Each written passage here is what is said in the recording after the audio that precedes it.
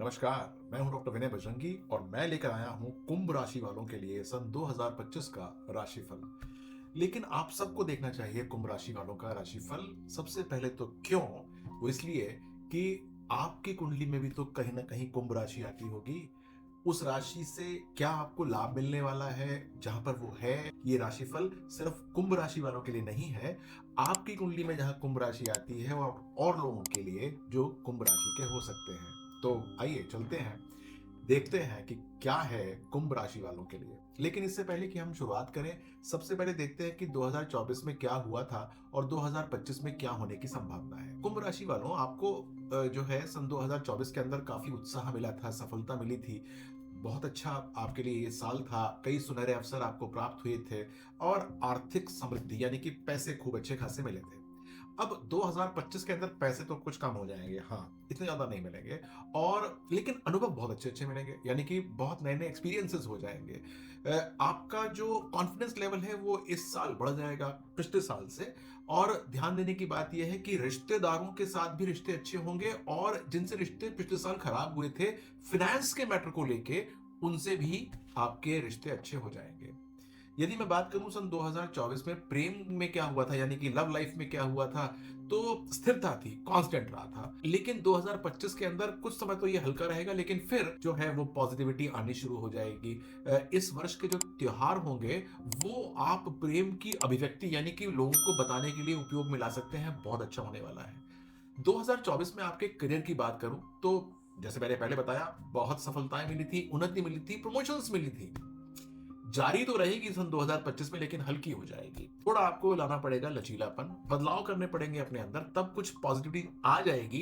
लेकिन ये सन 2024 जैसा वर्ष नहीं रहने वाला, इस बात का ध्यान दीजिएगा। 2024 की बात करता हूं स्वास्थ्य की। आपके ठीक था, बढ़िया था। 2025 के अंदर भी ठीक रहेगा, लेकिन बीच बीच में हल्का पड़ सकता है। तो बृहस्पति का जब गोचर नेगेटिव होता है, यानी कि समझ लीजिए कि मई से लेकर और अक्टूबर के बीच में, वहां पर आपको खास देखभाल करनी पड़ेगी अपनी।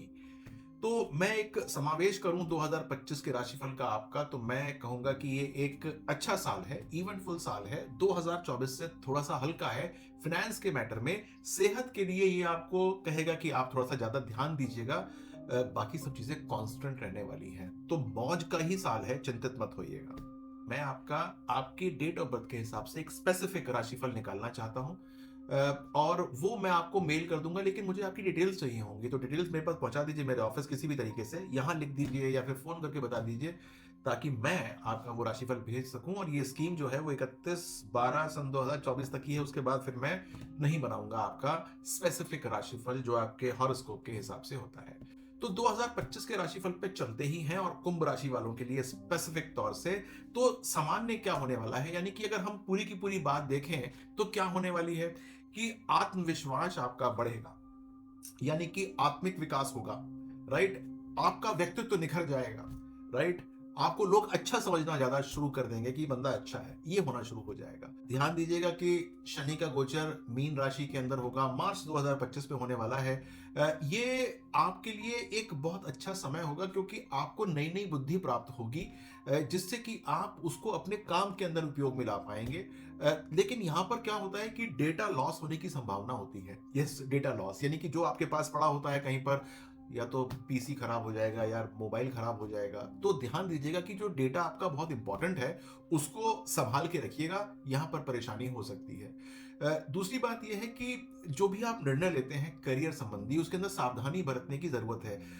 2024 के मुकाबले में ये साल थोड़ा हल्का रहने वाला है, तो आप सोचेंगे कि यार यहाँ से कूद वहां लगाऊं, वहां से कूद यहाँ लगाऊं, तो यार इस कूद से काम बनने वाला नहीं है। आपको जो है वो कूद इतनी लगानी चाहिए नहीं।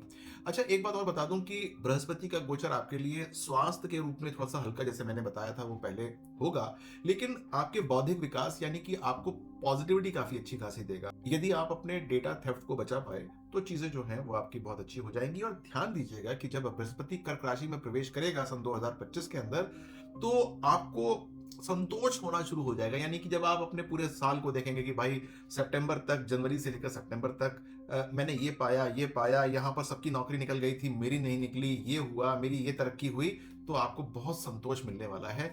इस बात का ध्यान दीजिएगा। और उसके बाद शुरू हो जाएगा आर्थिक लाभ होना अक्टूबर के बाद। ये बड़ा इंपॉर्टेंट काम है। उसके बाद बृहस्पति वक्री भी होगा, जब रेट्रोग्रेड होगा, तो ध्यान दीजिएगा कि आपको जो है थोड़ा सा अपने रिश्तों के अंदर, मूल्यों के अंदर थोड़ा सा मंथन करना पड़ेगा। जिसको आप बहुत इंपॉर्टेंस देते हैं वो शायद इतने इंपॉर्टेंस का व्यक्ति नहीं है, जिसको आप कम इंपॉर्टेंस देते हैं शायद वो काफी इंपॉर्टेंट व्यक्ति है। तो थोड़ा सा आपकी जो टेबल होगी ना रिलेटिव्स और फ्रेंड्स की, वो ऊपर नीचे आपको करनी पड़ेगी, लेकिन इससे आपको लाभ प्राप्त हो ही जाएगा। अब मैं स्पेसिफिक आ रहा हूं, प्रेम संबंध की बात करता हूं, आपके जनवरी से लेके अप्रैल की बात करता हूं। ये अच्छी शुरुआत होगी, प्रेम पूर्ण रहेगी, यानी कि जो आपके प्रेम होगा जनवरी के अंदर वो भी अप्रैल तक रहने वाला है। और जब लोहड़ी आएगी 13 जनवरी को, तो ये अपने जो जो प्रेम के पल होते हैं या फिर जो रिलेशनशिप होते हैं, इसको और सॉलिड करने का टाइम होता है। यहाँ पर यदि आपको लगता है कि यार मुझे उससे कुछ कहना चाहिए था, अपनी कुछ भावनाओं को व्यक्त करना चाहिए था, तो ये वो टाइम है जब आप अपनी भावनाओं को व्यक्त कर सकते हैं, और इससे रिश्ते खराब नहीं होंगे। सबसे बड़ी बात यह है, रिश्ते और मजबूत हो जाएंगे। मई से अगस्त की बात करता हूं, आपके रक्षाबंधन आएगी 9 अगस्त को और जन्माष्टमी आएगी 16 अगस्त को। ध्यान दीजिएगा, ये परिवार के सदस्यों के साथ गहरे संबंध बनाने का समय है। वो परिवार के लोग जो कि आपसे रुष्ट हो गए, बहनों की बात नहीं कर रहा, सबकी बात कर रहा हूं, वो मौसा, चाचा, ये वो सब, चाचा जो भी रुष्ट हो गए हैं, उनसे आप बातचीत कर सकते हैं इस समय। वो सारे के सारे गहरे हो जाएंगे संबंध, यानी जो टूटे होंगे वो फिर से जुड़ जाएंगे।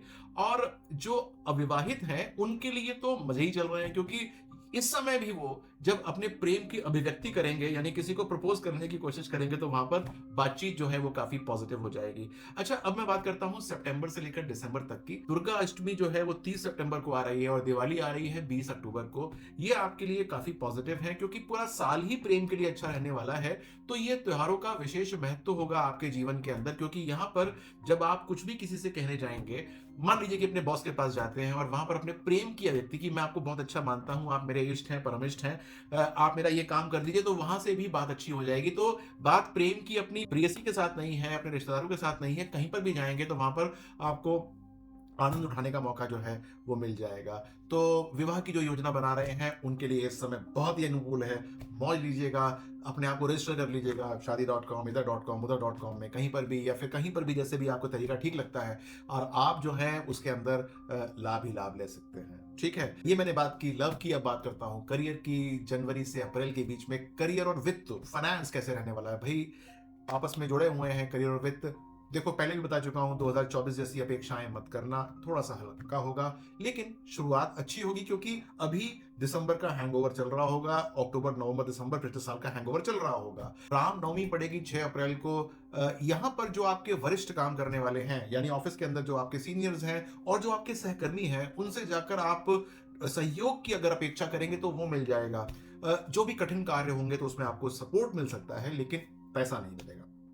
मई और अगस्त की बात करता हूं, यहां पर कुछ त्योहार हैं, वो मैं आपको बता रहा हूं, इनको आप कहीं अपने रजिस्टर में नोट कर लीजिएगा। गणेश चतुर्थी, ये जो है आपके नए व्यापार के उपक्रम, यदि आप एक्सपेंशन करना चाह रहे हैं तो उसके लिए बहुत अच्छा होगा, और कम्युनिकेशन के अंदर काफी पॉजिटिविटी आ जाएगी, नेटवर्किंग आपकी जो है वो अच्छी हो जाएगी। यदि आपका ईमेल हैक नहीं होता और आपके अकाउंट्स इधर उधर नहीं होते, तो आपके लिए बहुत अच्छा टाइम रहेगा। तो अपने ऑफिस के अंदर लोगों को कह दीजिएगा कि अपने ईमेल इत्यादि या अपने अकाउंट्स को बचा कर रखें। और खर्चा भी ये बढ़ा सकता है। अब खर्चे का मतलब ये हुआ बढ़ाने का कि खर्चा तो वैसे ही हो रहा है, आमदनी कम हो गई तो खर्चा बढ़ जाएगा, तो दिक्कत आ सकती है। तो इसको थोड़ा सा ध्यान रखिएगा। दिवाली की मौज ले लीजिएगा, 20 अक्टूबर की है। छठ पूजा 27 अक्टूबर की है। आर्थिक योजनाएं बनाने के लिए ये शुभ समय है। इसको निष्पादित या इसको कार्यान्वित जो है वो जनवरी में कर देंगे 2026 के अंदर। आप अपने लक्ष्य क्रिएट कर सकते हैं 2026 के, क्योंकि 2025 के अंदर ज्यादा कुछ तो मिला नहीं, तो 2026 के लक्ष्य क्रिएट कीजिएगा कि ये करना है, ये करना है, यहाँ पर इस साल इतने खर्चे हो गए, इसको बचना है, कौन कौन सी जो है वो सिप बंद करनी है, कौन सी नई सिप चालू करनी है, कौन से शेयर बेचने हैं, कौन से खरीदने हैं, ये सब जो है वो आप प्लान कर सकते हैं। इसको निष्पादित 15 दिसंबर के बाद कीजिएगा, ठीक है, ये आपको लाभ देगा। अब बात करते हैं आपके स्वास्थ्य और कल्याण की। तो जनवरी से लेके अप्रैल की बात करते हैं, स्वास्थ्य समान रहने वाला है। और मैं तो कहूंगा कि जब फाइनेंस अच्छा नहीं हो रहा तो अपने स्वास्थ्य को अच्छा कर लो भाई। महाशिवरात्रि आएगी 26 फरवरी को, इस पर्व का ध्यान रखिएगा, क्योंकि ये जो है आपकी आत्म शांति के लिए काफी अच्छा रहेगा। शांति का मतलब ये हुआ कि आप बड़े परेशान होंगे, यार ये नहीं हो रहा, वो नहीं हो रहा, प्रमोशंस नहीं हो रही, वित्तीय लाभ रुक गया है, मुझको ये मिलना चाहिए था, ये नहीं मिला। तो भाई थोड़ा सा जो है वो शांति के लिए, आत्मिक शांति के लिए काम कर लीजिएगा, प्राणायाम करना शुरू कर दीजिएगा, लाभ मिलना शुरू हो जाएगा। मई से अगस्त की बात करता हूं। अब यहां पर विशेष ध्यान आपको स्वास्थ्य पे रखना है। ये टाइम थोड़ा स्वास्थ्य के लिए हल्का है। यदि आपने अप्रैल तक अपने स्वास्थ्य का ध्यान रखा है तो मई अगस्त हल्का निकल जाएगा, और यदि आपने अप्रैल तक स्वास्थ्य का नहीं ध्यान रखा तो मई से लेकर अगस्त तक परेशानी आ सकती है। यहां पर आपको पर्याप्त विश्राम चाहिए, हो सकता है डॉक्टर के पास जाना पड़ जाए, हो सकता है कि एडमिट होना पड़ जाए। तो इससे पहले आपको करना क्या चाहिए, अप्रैल के अंदर ही सारे टेस्ट वेस्ट करा लीजिएगा। यस, बड़ा इंपॉर्टेंट है। और अगर नहीं किया है तो गुरु पूर्णिमा का जो दिन आएगा 10 जुलाई के आसपास का, उस पर टेस्ट वगैरह आप जरूर करा लीजिएगा, क्योंकि कोई ना कोई पैरामीटर्स आपके हिले डुले मिलेंगे, उनको ठीक करना बहुत जरूरी है। सितंबर से लेके दिसंबर तक का टाइम जो है वो थोड़ा सा तनाव का है स्वास्थ्य के मामले में ही, क्योंकि पता लगेगा आपको अगस्त के मामले में कि यार ये परेशानी चल रही है, थकावट होनी शुरू हो जाएगी, स्वास्थ्य जो है वो हल्का होना शुरू हो जाएगा। लेकिन करना क्या है, आपको अपनी ऊर्जा बना के रखनी है। यदि आपने ऊर्जा बना के रखी तो पॉजिटिविटी आ जाएगी। और ऊर्जा कैसे बनेगी भाई, व्यायाम करके बनेगी, योगाभ्यास करके बनेगी। ये बने, पार्क में भागिएगा ना, ये काम करेंगे तो आपका काम अच्छा हो जाएगा। अच्छा, कुछ दिन बड़े विशेष हैं, इसको भी आप अंडरलाइन कर लीजिएगा, क्योंकि ये ना ट्रांसफॉर्मेटिव दिन होते हैं। एक तो 14 मार्च का है, नोट कर लेना कहीं पर यार, पूर्ण चंद्र ग्रहण जिस दिन पड़ेगा, ठीक है। तो ये जो है बड़ा इंपॉर्टेंट दिन है। यहां पर जो आपकी महत्वाकांक्षाएं चल रही थी, इसको आपको रीअसेस करना पड़ेगा। आपने सोचा था यार गाड़ी ना ये छोड़ के वो वाली ले लूंगा, या इसको बेच के वो ले लूंगा, छोड़ दीजिएगा।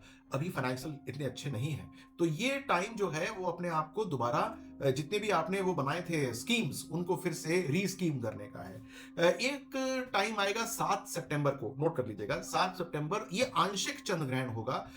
इसके अंदर भी परिवार और करीबी रिश्तों के ऊपर ध्यान देने की बात है। पुराने मतभेद हो सकते हैं जो कि इस समय बढ़ जाएंगे। अब इसको तो रोक नहीं पड़ेगा यार, इससे ज्यादा नहीं बढ़ने चाहिए जितने हैं, और जो दूर होते हैं उनको पास लाना पड़ेगा। ये काम करना बहुत जरूरी है। तो ध्यान दीजिएगा कि अगर किसी पार्टी में जा रहे हो तो अपने मुंह पे लगाम रखनी है, ज्यादा कुछ बोलना, कहीं ऐसा ना हो कि वो मुंह फुला के बैठ जाए, ठीक है। एक और दिन है जिस दिन पड़ेगा पूर्ण सूर्य ग्रहण, और ये पड़ेगा 21 सितंबर के दिन।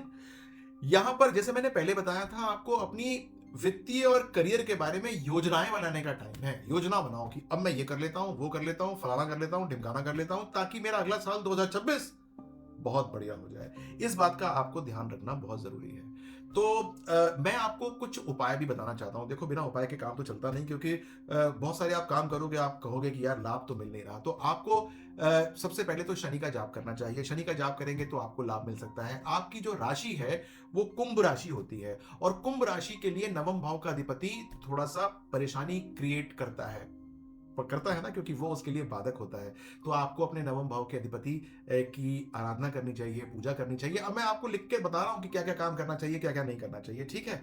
तो आपको जो है एक तो शुक्र की पूजा करनी चाहिए, शुक्र की, राइट। दुर्गा जी की पूजा कर लीजिएगा, या संतोषी माँ की पूजा कर लीजिएगा। ये आप लगातार कीजिएगा। कैसे करनी होती है ये मैं आपको अपनी वेबसाइट पे नीचे लिंक दे रखा है, वहां से आपको मिल जाएगी, या फिर मेरे ऑफिस में फोन कर लीजिएगा, वो बता देंगे कि कैसे कैसे करना चाहिए।